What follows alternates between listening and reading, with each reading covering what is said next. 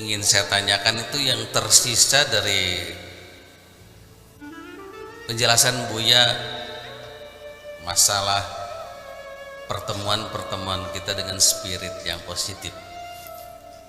Jadi kalau dalam sejarah dibuka apa yang disebut epifani itu Buya, di mana yang dikisahkan Ibrahim itu mengalami epifani, pertemuan dengan kebenaran yang mutlak itu. Kemudian dalam sejarah itu juga disebutkan bahwa Yakub juga mengalami hal yang serupa. Kemudian para spiritual juga bercerita tentang epifani itu, di mana sebetulnya kalau kita ambil padanan pada spiritual pada agama yang lain termasuk paganisme, diserupakan dengan epifani itu menjadi satu model di mana para spiritual dari paganisme pun mengatakan itu epifani semacam gitu.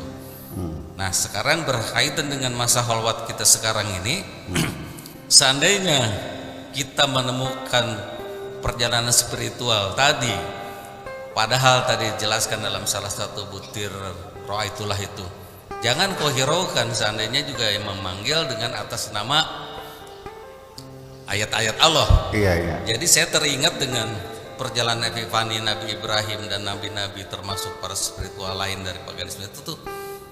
Sekarang apakah epifani itu hanya merupakan simbol dari perjalanan spiritual yang tidak terbahasakan dalam bahasa pragmatis, apa memang itu adalah perjalanan spiritual yang patut kita renungkan? Nah, mohon penjelasan Buya. Saya rasa dengan perjalanan kita khalwat ini ada kemungkinan kita perlu memahami mana itu perjalanan spiritual yang dipanggil atas nama Allah dan dipanggil orang atau zat atau apapun yang mengatasnamakan Allah. Itu Buya. Terima kasih. Wassalamualaikum warahmatullahi wabarakatuh. Itulah makanya ketika kita ingin melakukan perjalanan spiritual, apakah di situ thariqat atau suluk dan sebagainya, itu ada standarisasi para ulama sufi, lalu thariqat dan sebagainya. La budda min syekhin, harus punya syekh. Sehingga muncul beberapa hadis-hadis Nabi yang ya mungkin hadis, mungkin juga pepatah ulama, man ta'allama bi ghairi syekhin fa syaikhuhu syaitan. Barang siapa yang berguru dalam belajar perjalanan spiritual itu tanpa guru, maka gurunya adalah setan. Artinya bahwa mereka yang setan-setan itu akan memanfaatkan orang yang sedang menjalani perjalanan spiritual itu disesatkan. Dia akan muncul mengaku jadi Tuhan, mengaku jadi malaikat dan sebagainya, dan orang itu percaya. Makanya perlu mursyid, karena mursyid itu yang berpengalaman, dia punya detektor. Artinya bisa membedakan mana malaikat, mana setan, mana Tuhan dan sebagainya. Apalagi sekelas saya, Nabi Ibrahim sendiri juga setannya muncul mengaku Tuhan kok. Iya, muncul. Ya. Aku adalah Tuhanmu. Mulai hari ini semua yang haram menjadi halal buat kamu. Ana rabbuka laqad ahlaltu lakal muharramat. Aku adalah Tuhanmu. Mulai hari ini semuanya menjadi halal. Sayyidina Ibrahim logikanya berjalan. Mana mungkin masa Tuhan bilang begitu? Ini setan. Ambil batu dilemparin kan gitu. Dan lalu peristiwa itu kita melakukan menapak tilasinya, namanya balang jumrah. Itu seperti itu, hanya lapak tilas ya, tidak melempar setan, nggak bakal kena. Saya jamin nggak bakal kena, ya kan? Bagaimana bisa kena? Tetapi artinya bahwa seringkali banyak orang disesatkan oleh setan dalam menjalani perjalanan spiritual itu, sampai dia mengklaim ketemu Jibril, padahal mah setan. Ketemu dengan Tuhan dan sebagainya, itu semuanya setan. Itu mereka bekerja siang malam untuk menggoda kita. Makanya berhati-hatilah ketika kita masuk ke dalam wilayah spiritual.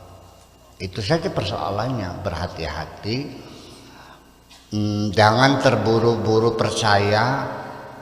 Di samping setan juga mungkin saja itu halusinasi dari diri kita sendiri. Iya. Sebab dalam teorinya halusinasi itu adalah suatu gambaran yang muncul dalam pikiran kita yang kadang-kadang kita melihatnya seperti physically kita ada di hadapan kita. Ya, itu halusinasi. Artinya tidak ada perangsangnya, tapi indera kita menangkap ada sesuatu. Seperti melihat tikus segede gajah. Ya kan begitu, melihat ular, melihat hantu. Ternyata dia suhu darahnya itu udah 45 dalam keadaan panas. Itu terjadi ada saraf yang konslet di otaknya sehingga muncul gambaran-gambaran sifatnya halusinasi yang sebetulnya tidak ada.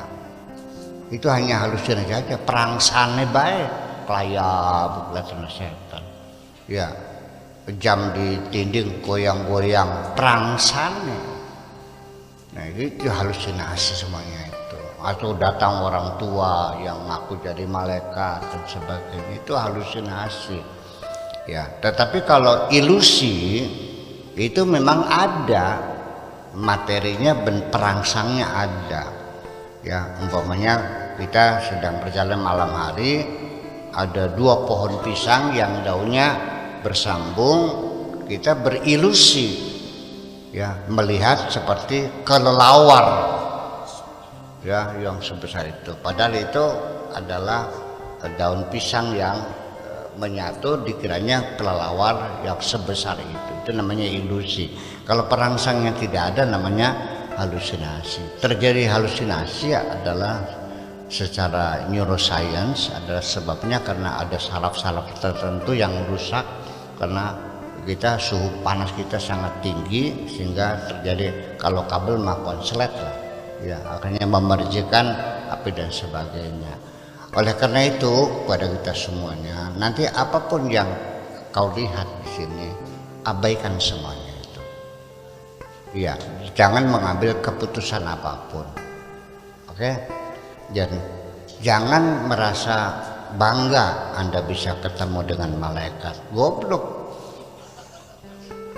Ketemu malaikat dia senang. Bukan, pangkatnya kamu sama malaikat tinggi mana sih? Apa kamu disuruh bersujud malaikat atau malaikat suruh bersujud pada kamu? Jadi kalau rabbuka lil malaikati isjudu li adama fasajadu. Mereka suruh bersujud kepada Bani Adam. Bahkan sebelum kita terlahir dari perut ibu, ketika masih dalam perut ibu, Allah sudah menyuruh para malaikat suruh bersujud kok. Wa idza sawaitu wa nafakhtu fihi min ruhi faqa'u lahu sajidin. Malaikat sudah disuruh bersujud kepada kita ketika kita masih berbentuk embrio, yaitu usia 4 bulan sudah ditiupkan roh dari Tuhan, malaikat bersujud. Jadi siapa yang pangkatnya tinggi?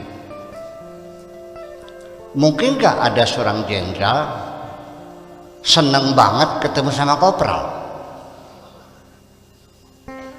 Jadi artinya bahwa kamu gak paham, kamu di jenderal, ngapain berbangga-bangga? Apalagi mending malaikatnya punya jin gorong-gorong, merasanya paling sakti sendirian, hanya bikin repot aja kok. Ya tiap hari minta makan tapi kerjanya nggak bisa. Iya, inna rijalan minal insi ya'uduna bi rijalin minal jinni fazaduhum rahaqa. Orang yang meminta-minta sama jin itu nggak ada manfaatnya kok, hanya membuat lelah saja. Beli pegel baik, makan yang gajinya kerjanya beli bisa. kerja makan tiap hari kita kasih makan, yaitu dengan menyan segala macam. Ya, tapi ketika suruh ngambil duit juga nggak bisa. Iya kan, seperti itu. Jadi nanti pada ujungnya ada banyak kemungkinan. Ya bisa malaikat beneran, bisa setan ngaku malaikat, bisa setan ngaku jadi Tuhan, bisa halusinasi, bisa ilusi, dan itu semuanya kemungkinan. Tapi saya tidak akan menuduh siapapun. Tetapi yang jelas bahwa kita umat Islam itu ada standarisasi ketika menjalani perjalanan spiritual, itu perlu ada pemantauan khusus dari sang guru namanya syekh, atau istilahnya adalah mursyid. Dan bapak-bapak juga saya mohon maaf bahwa dulu saya ikut puasa di hutan 40 hari. Kalau yang saya bimbing itu seminggu nggak makan, nggak minum, nggak tidur, saya juga di sampingnya, artinya di hutan bersama-sama, ya nggak makan juga, nggak minum juga, nggak tidur juga seminggu. Dan seterusnya. Nah sekarang saya sudah tidak bisa lagi mumpuni, ya saya paling ya sehari 2 hari nanti saya sini lagi gitu aja. Mungkin setiap malam Rebo kita akan kasih pengajian ya untuk ini. Ya mungkin kalau hari kosong juga saya kesini. Ya tetapi saya kasih peringatan mumpung masih nanya, jadi abaikan saja dulu apapun yang kau lihat, apakah perempuan cantik jelita, apakah sesuatu yang menyeramkan, atau yang aku malaikat, atau juga mungkin bapak-bapak melihat saya di gubuk, melihat itu, udah abaikan sajalah. Dan biasa masuk dalam mimpi, saya juga aneh kenapa banyak orang mimpi saya ya. Iya, saya juga nggak tahu, saya nggak pernah nyebar mimpi kok.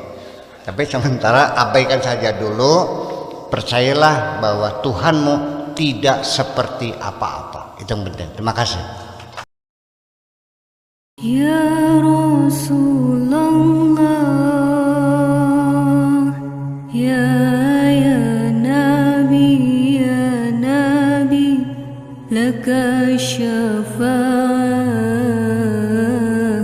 wa hadha matlabi ya Nabi, ya Rasulullah, ya Nabi, laka syafa'ah, wa hadha matlabi ya Nabi, antal murtaja ya Masih ishfa'